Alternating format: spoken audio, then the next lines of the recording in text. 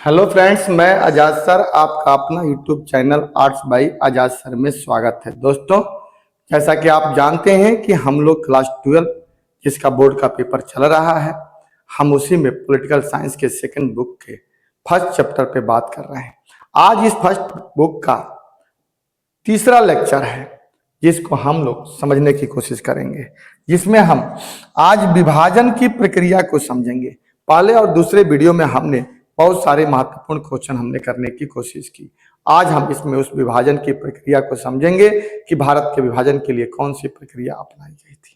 ठीक है दोस्तों, चलिए तो हम लोग बात करते हैं। दोस्तों, आपसे एक रिक्वेस्ट है कि अगर आपको वीडियो अच्छा लगे तो आप इसे लाइक जरूर करिएगा, दोस्तों के बीच में शेयर करिएगा, और जब वीडियो देख रहे होते हैं तो उसके बगल में एक सब्सक्राइब करने का ऑप्शन आता है, आप इसे सब्सक्राइब जरूर करिएगा अगर आपको वीडियो अच्छा लगे तो दोस्तों चलिए हम पहले आज इस वीडियो की बात करते हैं। लेक्चर नंबर 3, विभाजन की प्रक्रिया।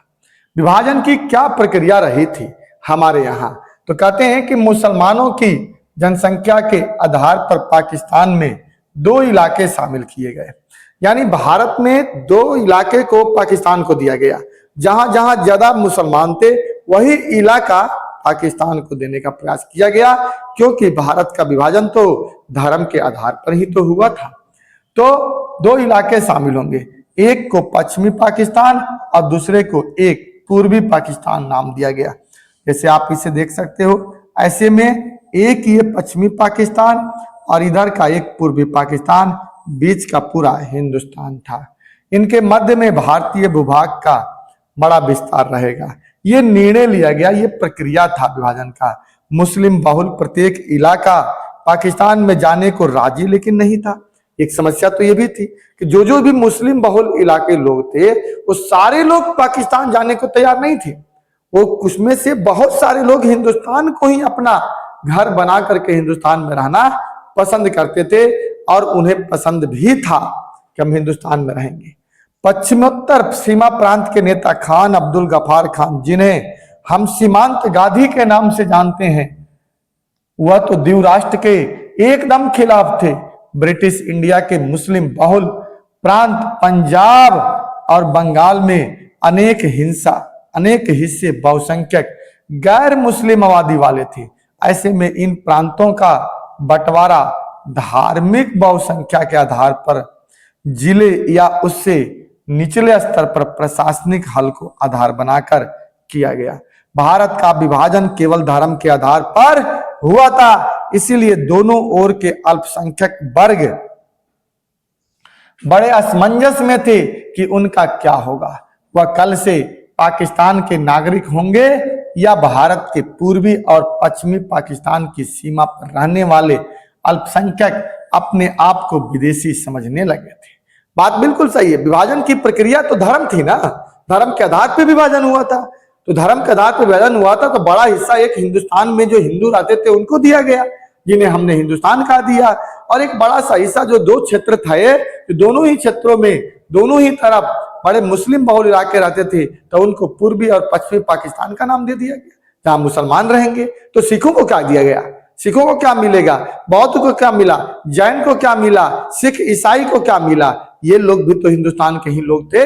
ये तो आज तक हिंदुस्तान को अपना समझ रहे थे, कल तो एक हिंदुस्तान में ही विदेशी बनकर के रहने की स्थिति में ये लोग आ गए थे, जिनके बारे में कुछ भी नहीं सोचा गया था, क्योंकि बंटवारा तो हिंदू और मुसलमान को ध्यान में रखकर किया गया था, अल्पसंख्यकों का कोई ध्यान नहीं था। इसीलिए विभाजन का परिणाम जो था बड़ा खतरनाक निकला। परिणाम में बहुत त्रासदी हुई, बहुत लोग मारे गए, अपनों ने अपनों को खो दिया, बहुत मतलब स्थितियां बेकार हो गई थी, क्योंकि इसका कोई आधार ही बेहतर तरीका नहीं था। भारत विभाजन की योजना में यह नहीं कहा गया था कि दोनों भागों से अल्पसंख्यकों का विस्थापन भी होगा। विभाजन से पहले ही दोनों देशों के बंटने वाले इलाकों में हिंदू मुस्लिम दंगे भड़क गए। पश्चिमी पंजाब में रहने वाले अल्पसंख्यक गैर मुस्लिम लोगों को अपना घर बार जमीन जायदाद छोड़कर अपनी जान बचाने के लिए यहां से पूर्वी पंजाब या भारत आना जाना पड़ा, और इसी प्रकार मुसलमानों को पाकिस्तान जाना पड़ा। विभाजन की प्रक्रिया में भारत की भूमिका का ही बंटवारा नहीं हुआ, बल्कि भारत की संपदा का भी बंटवारा हुआ। आजादी एवं विभाजन के कारण भारत को विरासत के रूप में शरणार्थियों के पुनर्वास की समस्या मिली। यानी बहुत सारे शरणार्थी हिंदुस्तान में आ गए। 80 लाख कहते हैं कि शरणार्थी आए थे, 1-2 हजार नहीं, 10-20 लाख नहीं, 80 लाख शरणार्थी एनसीईआरटी कहता है दोस्तों आए थे। लोगों के पुनर्वास को बड़े ही संयम ढंग से व्यवहारिक तरीके से प्रदान किया गया। शरणार्थियों के पुनर्वास के लिए सर्वप्रथम एक पुनर्वास मंत्रालय बनाया गया। हमने हर चीज की व्यवस्था की। विभाजन की प्रक्रिया में जरूर दोष था, स्पष्ट नहीं था, लेकिन फिर भी उसके बाद हमने बहुत प्रयास किया कि हम हिंसा के रास्ते पर ना चले, हिंसा को ना अपनाएं। विभाजन के कारण 80 लाख लोगों को अपना घर बार छोड़कर सीमा पर जाना पड़ा। विभाजन की हिंसा में तकरीबन 5 से 10 लाख लोग अपनी जान गंवा चुके थे। ठीक है दोस्तों, तो ये था हमारे विभाजन की प्रक्रिया। हमने विभाजन अर्थात भारत का विभाजन हुआ तो उसके बाद क्या क्या हुआ, शरणार्थियों की समस्या, पुनर्वास की समस्या, कई तरह की समस्या उभर करके आई। और इस परिस्थिति में क्या भारत राष्ट्रीय एकता में अखंडता स्थापित कर पाता? नहीं। तो पहले तो हमें इन समस्याओं से मिलना था, और इन्हीं समस्याओं के बाद अब जब ये समस्या हो गया तो अब अंग्रेज जब गए थे भारत से तो 565 रियासत छोड़कर गए थे, और उसमें से उन्होंने ये कहा था कि जिसकी मर्जी, 3 तरीके से उन्होंने अधिकार दे दिया था। एक तो कहा था कि जिसकी मर्जी है वो भारत में रह जाए और भारत के साथ मिल करके रह जाए। किसी ने कहा था कि किसी को कि अगर आपकी मर्जी पाकिस्तान जाने की है तो आप पाकिस्तान भी जा सकते हैं, हिंदुस्तान नहीं रोकेगा। और एक और भी उनके सामने विकल्प दे दिया था कि अगर आप चाहें कि हिंदुस्तान में रह कर कहीं स्वतंत्र देश बना करके रह सकते हैं तब भी आप रह सकते हैं। तो अब बताइए ना, हम कैसे भारत को एकजुट कर पाते?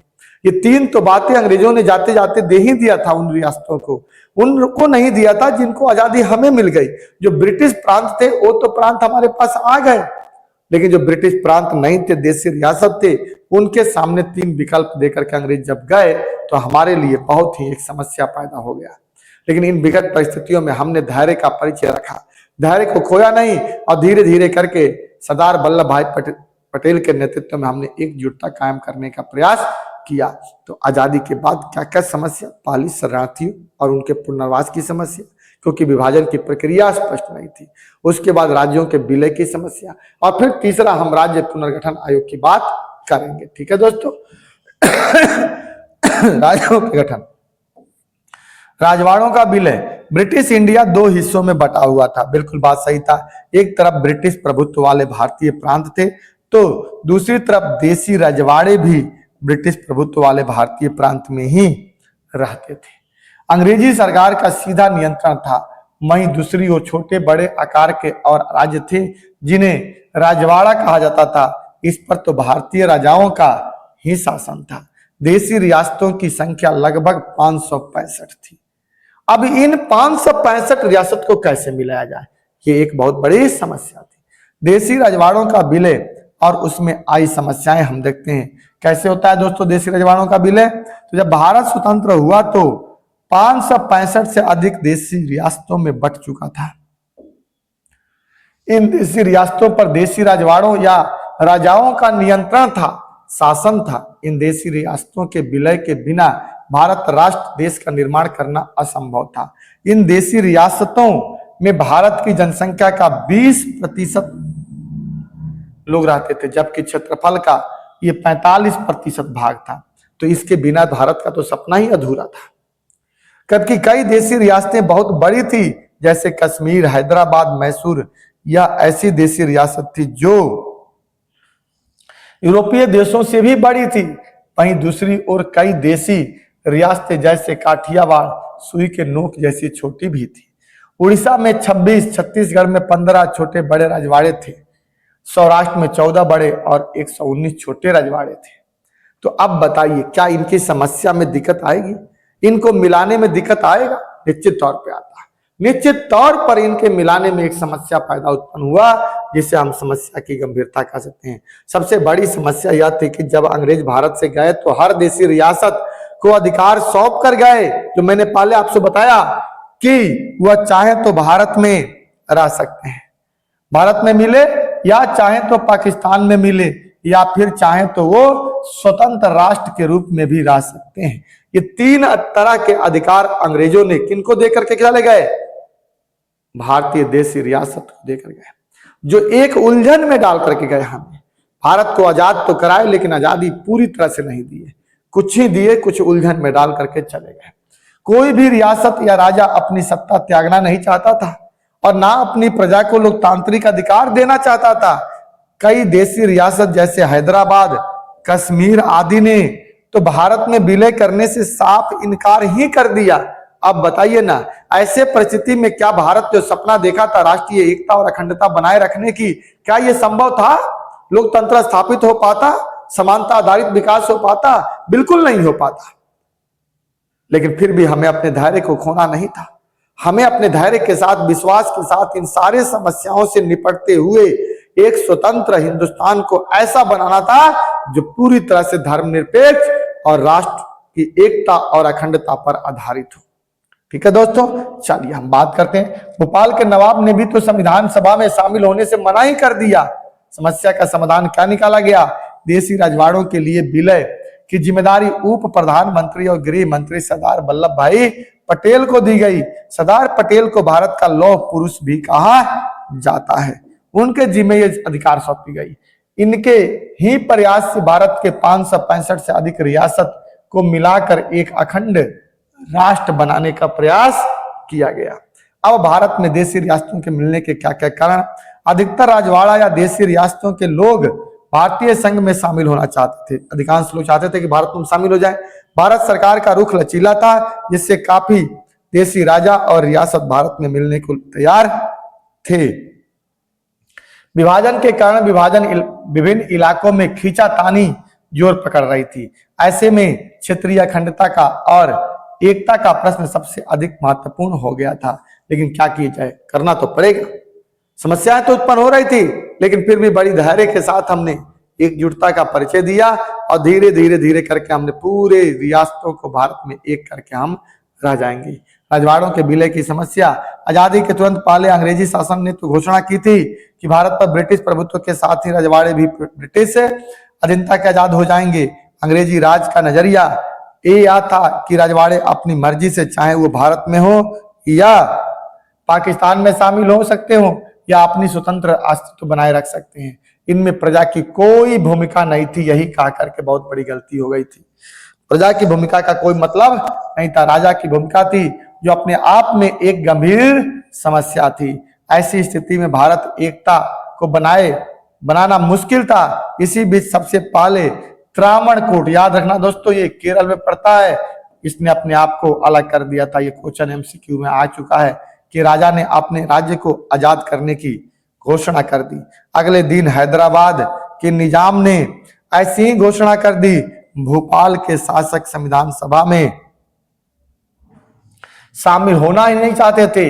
ऐसी स्थिति में एक तरफ जहां भारत को टूटने का डर सता रहा था, वहीं दूसरी तरफ भारत में लोकतंत्र स्थापित करने पर खतरा भी मंडरा रहा था। उपरोक्त समस्याओं को देखते हुए सरकार ने कुछ सख्त कदम उठाए। सरदार वल्लभ भाई पटेल के नेतृत्व में उठाई गई। सरकार की नजरिया क्या रही जी? तो देखिए, कह रहा है कि छोटे बड़े विभिन्न आकार के देशों में बढ़ जाने की इस संभावना के विरुद्ध अंतरिम सरकार ने सरदार वल्लभ भाई पटेल के नेतृत्व में कड़ा रुख अपनाया। राजवाड़ों के शासकों को मनाने समझाने में सरदार पटेल जी ने ऐतिहासिक भूमिका निभाई और अधिकतर राजवाड़ों को उन्होंने भारतीय संघ में शामिल होने के लिए राजी कर लिया, यानी मना लिया किसी तरह से। लेकिन फिर भी 2-4 रजवाड़े नहीं मान पाए और उन्होंने आजादी के बाद मिलने के लिए तय किया। बाद में हमने उनको मिलाया तो जरूर। देशी रजवाड़ों की इस चर्चा में 3 बातें सामने उभर करके आई। अधिकतर रजवाड़ों के लोग भारतीय संघ में शामिल होना चाहते थे। भारत सरकार का रुख लचीला था और वह कुछ इलाकों को स्वायत्तता देने के लिए तैयार थे, जैसे जम्मू कश्मीर को भी देना चाहते थे। लेकिन राजा हरि सिंह इसके पक्ष में नहीं थे। इसके अलावा विभाजन की पृष्ठभूमि में विभिन्न इलाकों के सीमांकन के सवाल पर खींचातान जोर पकड़ रही थी और ऐसे में देश की क्षेत्रीय एकता और अखंडता का प्रश्न सबसे महत्वपूर्ण हो गया था। अधिकतर राजवाड़ों के शासकों ने भारतीय संघ में अपने विलय के एक सहमति पत्र पर हस्ताक्षर कर दिए थे। इस सहमति पत्र को इंस्ट्रूमेंट ऑफ एक्सेशन कहा जाता है। दोस्तों याद रखना, ये क्वेश्चन आपको 1 नंबर में पूछा जाता है। जूनागढ़, हैदराबाद, कश्मीर और मणिपुर की रियासतों का विलय बाकी रियासतों की तुलना में थोड़ा कठिन साबित हुआ, लेकिन हमने धीरे धीरे सभी राजवाड़ों को मिलाने का प्रयास किया। किसके नेतृत्व में? सरदार वल्लभ भाई के नेतृत्व में, जो उस समय गृह मंत्री और उप प्रधानमंत्री दोनों ही थे। तो दोस्तों आपको ये वीडियो कैसा लगा आप इसे जरूर बताइएगा, कमेंट जरूर करिएगा कैसा वीडियो लगा, कैसा नहीं लगा। अगर अच्छा वीडियो लगा तो आप इसे लाइक करिएगा, शेयर करिएगा और सब्सक्राइब करना बिल्कुल मत भूलिएगा। आपके एक सब्सक्राइब से हमें आत्मविश्वास मिलता है। ठीक है दोस्तों, अब इसमें से वाला एक वीडियो और बनेगा जिसमें कैसे हमने हैदराबाद, जूनागढ़, मणिपुर और अन्य रजवाड़ों को मिलाया और फिर राज्य पुनर्गठन अधिनियम लागू किया। एक वीडियो में दोस्तों आपको ये चैप्टर कंप्लीट हो जाएगा। यानी टोटल मिलाकर के हमने इसमें 4 लेक्चर बनाया और 4 लेक्चर के माध्यम से ये हमने आपको कंप्लीट चैप्टर कराएगा। ठीक है दोस्तों, अगले वीडियो का इंतजार करिएगा। आप इसे बाकी के 3 वीडियो आराम से देखिएगा। जय हिंद, जय भारत।